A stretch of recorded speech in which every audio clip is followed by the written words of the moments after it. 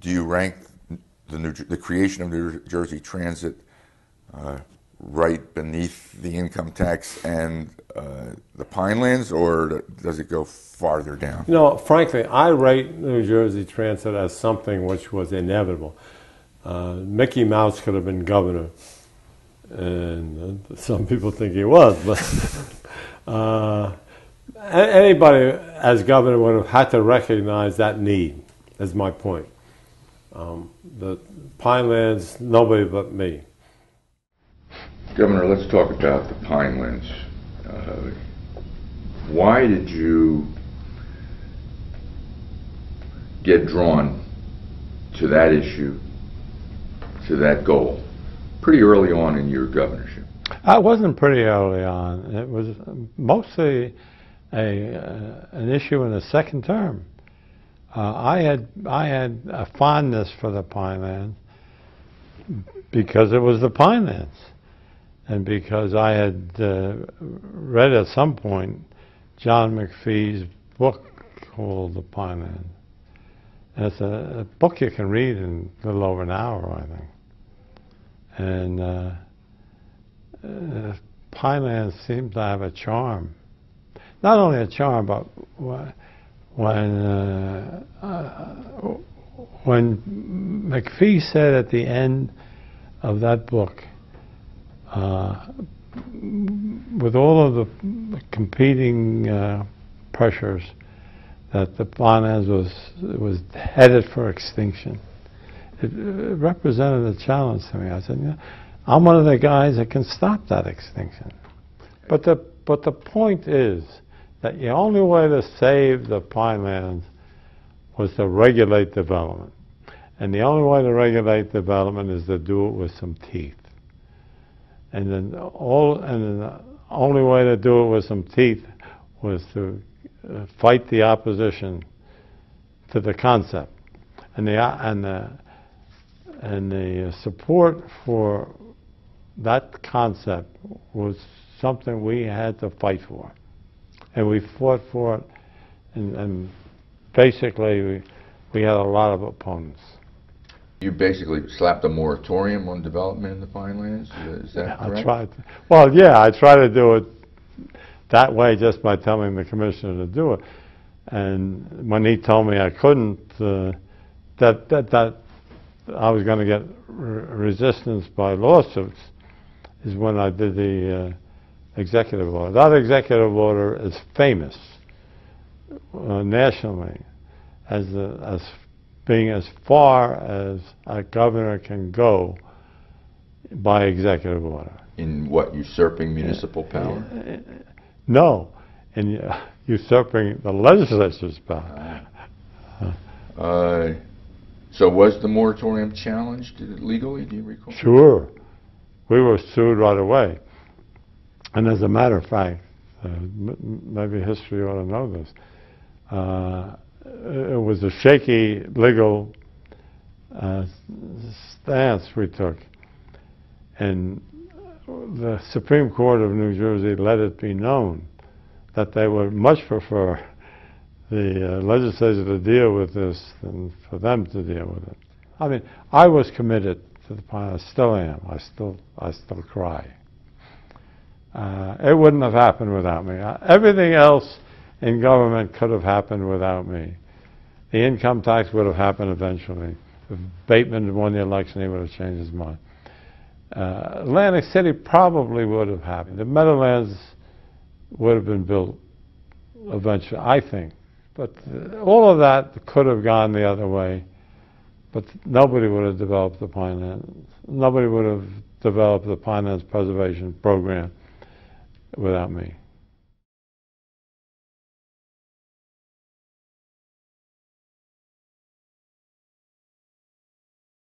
A great friend of mine who was a governor of North Carolina was a man called Jim Hunt.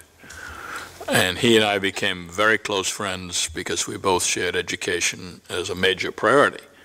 And we exchanged ideas all the time. And some of our ideas from New Jersey, frankly, went down there. I went down to visit him and see what he was doing in education. Stayed with him, and he showed me the research triangle and all of that, which gave us some of the ideas for what we did later at Rutgers, the business community. But One of the things he had developed was a governor's school. The idea that very, very bright kids who sometimes are sort of freaks in their own high school. You know, they're the brightest kid in science. Well, they don't have many other people who can talk to them much. But that was the idea. But it did come from Jim Hunt in North Carolina. New Jersey was the second one. But what I was very proud of was the fact that toward the end of my administration, all the governor's schools, they met once a year. They just picked Princeton, met in New Jersey. And the head of the North Carolina governor's school said, you know, we're meeting here. You've really got the best governor's schools in the country now. I said, good. But anyway, that's the history of them. And we're still looking for funding. It's a hard thing to establish funding for because we had it in the state budget, but also private sector contributions.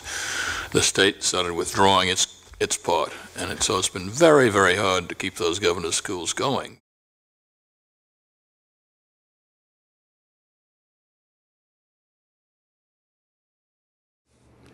You could just as easily have taken a look at the U.S. Senate as the governorship. Did you look at the U.S. Senate as well? No. Why not? Well, I was in the Congress and I went to be governor, and the governor was what I focused on. Why? Many House members move up to the U.S. Senate. Well, again, it's the difference between legislative authority and executive authority. I had seen the benefits and the limitations of legislative authority in the legislature as well as in the Congress, and wanted to try my hand at being an executive. And there are differences between those, and I thought the executive would be much more interesting for me to be able to influence events, which of course is the motivation for being involved in the whole process as well. And over and above that, in interacting with the senators, I really had sort of not a condescending approach to senators, but just the idea that members of the House, because they're much more specialized, are much more impressive in the depth of what they go into. They're limited in what they go into. So if you're involved with the environment or railroads or whatever you're involved with, you have much more depth than a senator does, because the senator has more of a scope of things. So I was much more into depth than I was into scope at that period of time.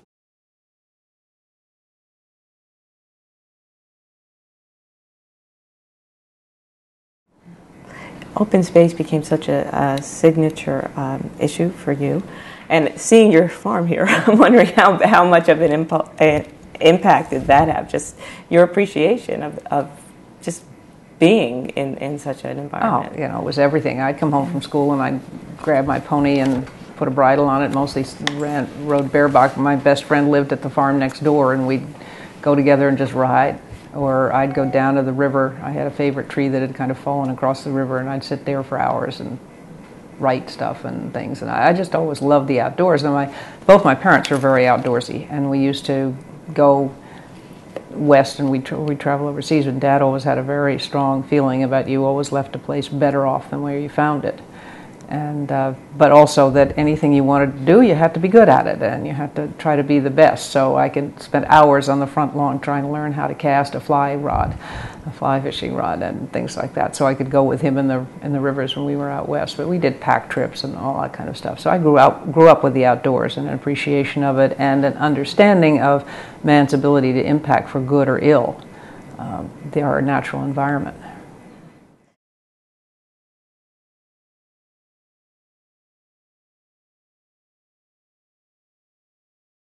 But basically, what I have to do, my thought on this subject is that you're all being very nice to society as a whole.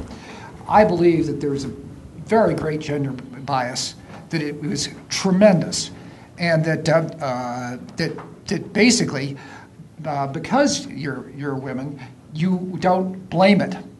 But if you were men, you would.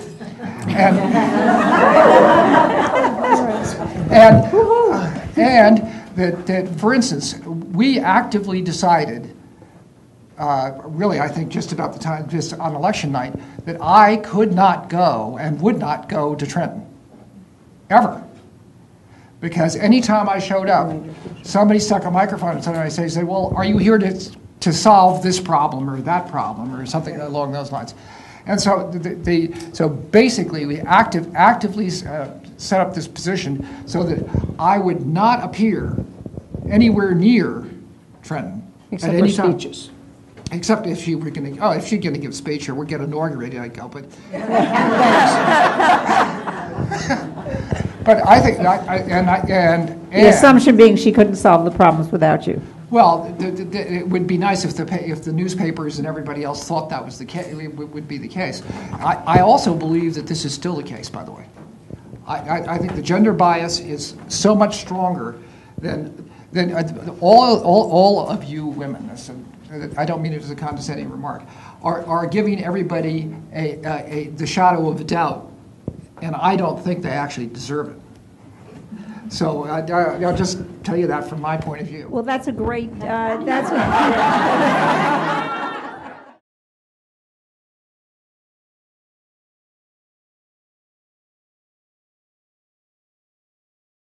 think we got together a lot more than, and I don't know that I could do the research to support this, but I suspect we talked more together than most governors of New York and New Jersey have.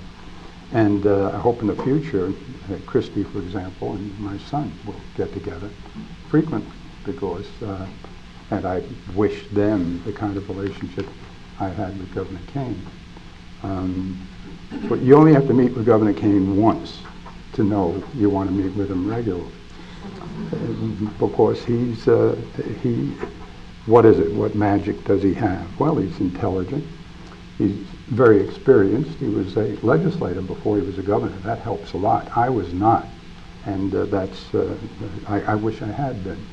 But the principal thing is whether he was a Republican or not didn't mean a lot to me. He was a person who was concerned about the essentials, who was intelligent. I was regarded as a liberal Democrat, and that made me laugh because I had been rejected in my first campaign because I was Italian-American, Catholic, the president of the Catholic Lawyers Guild, had 5 children, and had big hands. And so they thought, and I was told by the New York Post, well, you're a conservative. You're at St. John's University, so you must be a conservative. Well, all those presumptions that come out of parties are a burden. They're not an advantage. And so I think what my philosophy was, there's a place for ideology in political policy making, but it's not first place. First place should go to common sense and a pragmatism. I would call it a benign pragmatism because with a name like Mario Cuomo, if I just said pragmatism, people would think of Machiavelli and they would say, he's bad, you know, and Machiavelli wasn't bad. He wrote for the princes who were bad, but he was Machiavelli. And so that's what Tom Kane was. He was intelligent. He knew what the issues were. We both spoke things that were basically common sense. And it's a lot easier and a lot more effective, I think, than playing the party game, because the party game, if you do it too rigidly, becomes a real problem. And there's a little bit of a difference, too, in the jobs that we had. Governors, in my mind, get graded on policy and accomplishments. What you actually get done in a real sense for your state. You don't get graded in how you vote like legislators do, and therefore they get graded if enough to the right or enough to the left or whatever. Governors get graded in what they do, so you talk more about policy, and you get interested in policy, and you get interested in what you can do for the state. And very little of that is really Republican or Democrat. It is, as you said, common sense. And when we got together, we talk about what was common sense, what were the needs of New York, what were the needs of New Jersey, how could we get together on those needs.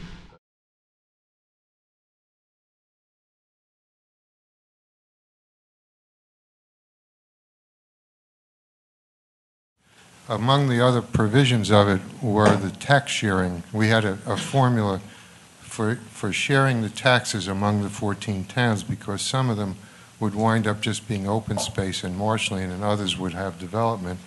Out of all these meetings and so forth, we only had one mayor who supported the bill, although the people in that area really wanted the bill. Mayor Healy of Kearney kept quiet and didn't oppose it because we got him a llama for his zoo. That was one of my projects. You can't make that up. No, it was not easy.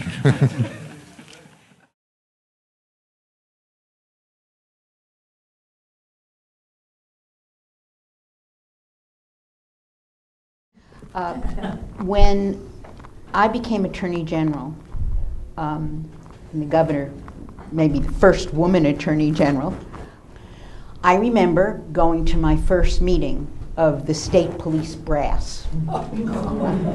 I was the only woman in the room. No one in New Jersey at that point. There had been an all-female class of troopers in an earlier administration, but they hadn't been there very long, and there were all kinds of issues relating to that class. There were very, very few women troopers.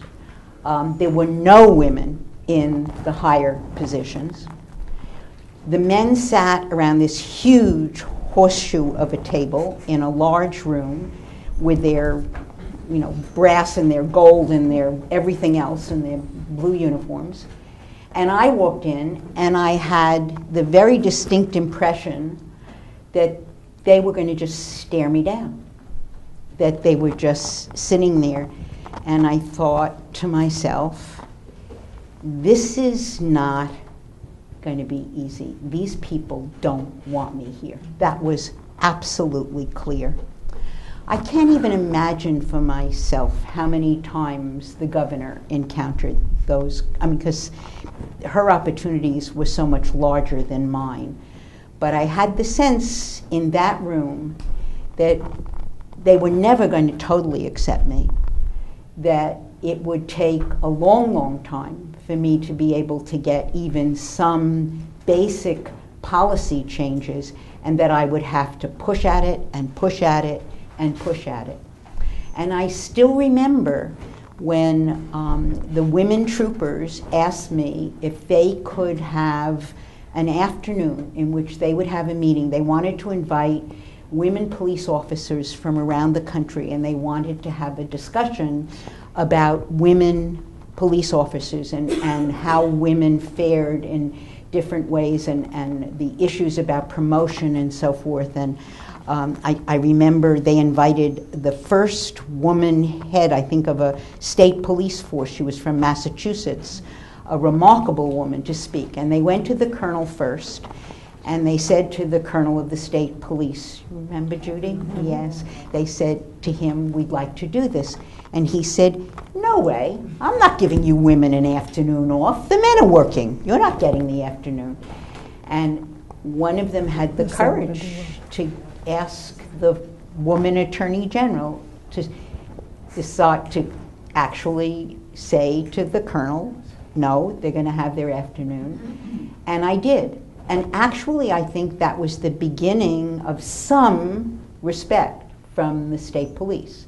Because the Attorney General has the power, the Attorney General is the civilian that's in charge of the state police.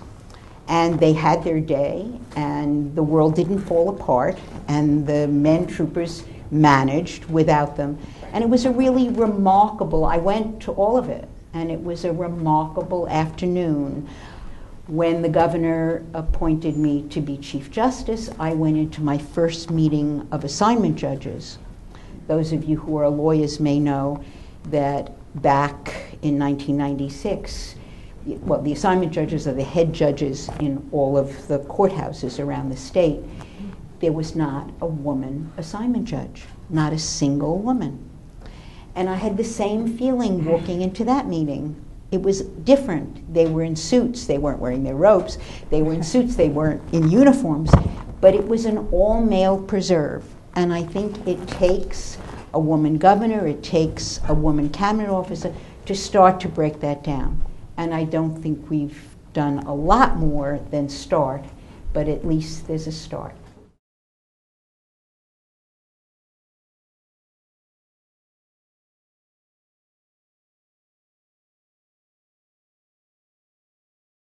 No, as a matter of one of my great regrets is that when I did gambling in Atlantic City, I did not regionalize Atlantic City for that purpose.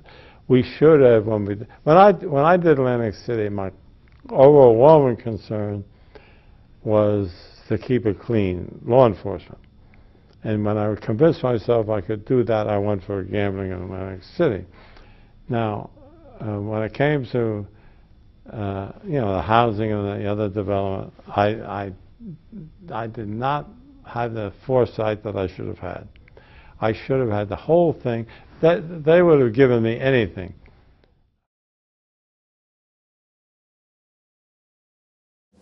But I said at the time, that's all I talked about it, I remember saying, you know, we're being sued under the Thorough and Efficient Clause. It's in the courts. And we'll probably lose.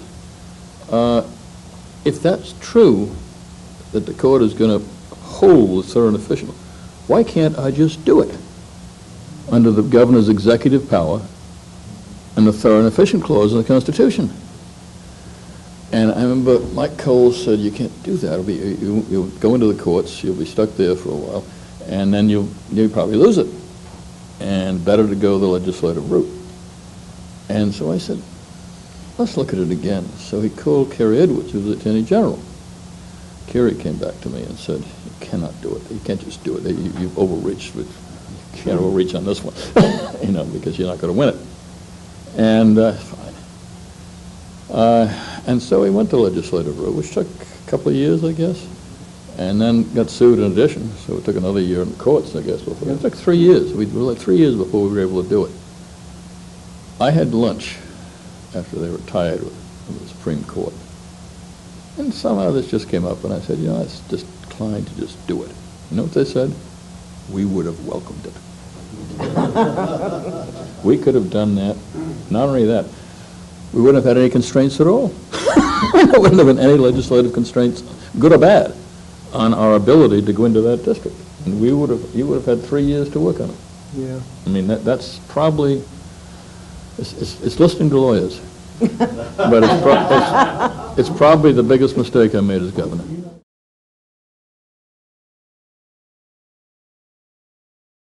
I want to start by asking about when you came back as governor. You'd served one term, and then you had 4 years off, and you had an unusual opportunity to have a second chance to say, if I could do it over again, I'd do it differently. Were there things you did differently? How did you approach it in 1990? Yeah, very much. To say that I was not the favorite of the then party leadership would be the understatement of the century. But strangely, though I had been a legislator for 8 years and a pretty effective legislator, I had terrible legislative relations. I really didn't understand, strange as it may sound, how you build strong relationships with your legislature, and I wasn't much of a consensus builder. And when I came back, there's just no question I was a different guy in many ways, especially in understanding that the way you get things done is to be a consensus builder. I'm not talking about being a lowest common denominator consensus builder. I mean, I still had very forceful views, but what I really began to understand as a result of that defeat is that you've got to use your prestige, your position, to try to bring people to the table, all people, including the folks that disagree with you, and especially legislators, from the beginning. And so in my second and third terms, we never began going down the policy road without doing that.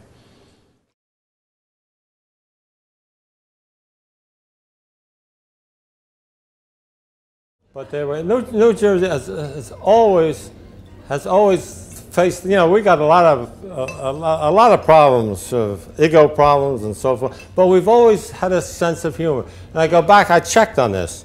I go back to Woodrow Wilson's time. Woodrow Wilson once got a call when he was governor. He was governor just before me, except for a few guys.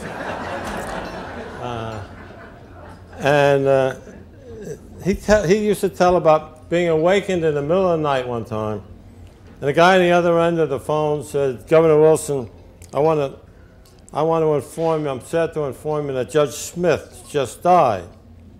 And Wilson said, well, I'm sorry to hear that. And the guy said, well, Governor, I'd like to take his place. And Wilson said, it's okay with me if it's okay with the undertaker. So, but it's nice. It's nice, you know, I still regard myself as a product of Hudson County. And I still say that I want to be buried in Hudson County so I can remain active in politics. I just like Hudson County. Hudson County says it all for me. Yeah. You know, a Hudson County politician is a guy who was born poor but honest and spends a lifetime overcoming those handicaps. Can you imagine?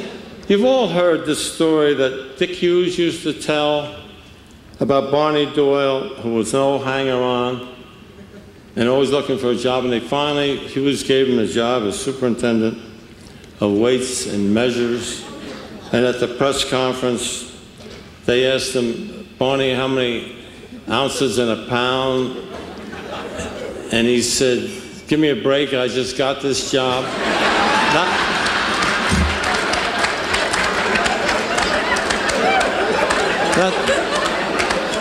I saw Stuart Pollock outside. You remember him? He used to be a judge. We were together in Morris County for a while. There was a judge by the name of Scotty Long, and he had long flowing hair, and he liked to wander around the corridors in his robe, looking very impressive. And one day, some little kid looked up at him and said, "Are you God?" And Scotty said, "No, son, but that was a damn good guess." Anyway, I did know Joe Smith of Smith and Dale, and we used to exchange stories. He was a prototype for the Sunshine Boys. And whatever stories he told me about vaudeville days, something funnier was happening in New Jersey every one of those times. I mean, only in New Jersey. I was talking about the time that the old Irish cop in Newark found a dead horse on Freeland Heights and Avenue and dragged it to Broad Street because he couldn't spell Freeland Heights.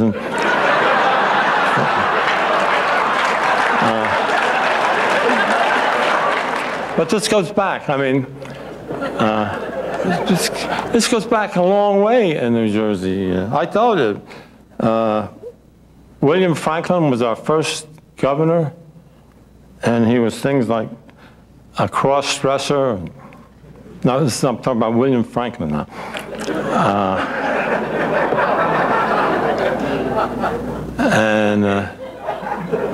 I reminded you that he was Benjamin Franklin's son, albeit illegitimate son. And I learned from that a lot easier to be governor if you're a bastard right from the beginning. Anyway, I used to talk to Smith and Dale, at least Smith, and as I say, New Jersey just happens to be funnier than anybody. And so, let me just close with one observation, just to show you this happens all the time in New Jersey. There was one time an argument in the city council in Newark, and one of the citizens stood up and said, "I understand we sell water to the city of Elizabeth cheaper than we sell it to our own citizens in Newark." And Councilman Bontempo said, "Yeah, but the water we sell to Elizabeth is diluted."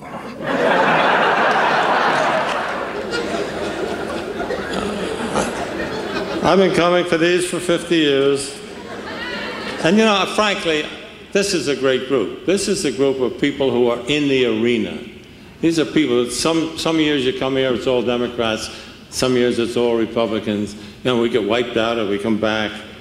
And there's something fun about that, and there's something that gets you involved. Who was it? Theodore Roosevelt said they didn't want to be counted among those timid souls who know neither the thrill of victory or the agony of defeat. It's all here tonight. Thank you.